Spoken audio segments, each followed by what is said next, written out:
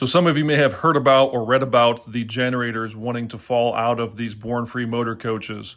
Well, luckily for us, this one did not fall out, but Greg, our service tech, had noticed when it was going through the shop for its routine inspection that the generator was a little bit loose.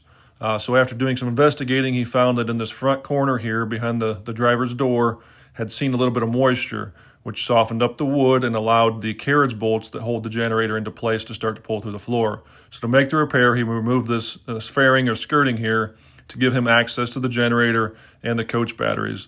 The generator gets lowered down so he can make the repairs to the floor. So what he did was he cut the floor out, and we're going to move inside here in a second. You'll see some cut lines, but he removed the wood floor, replaced it with new wood flooring, and also re-strengthened it with some metal tubing as well to help make this better than it actually was from the factory so that this does not happen again.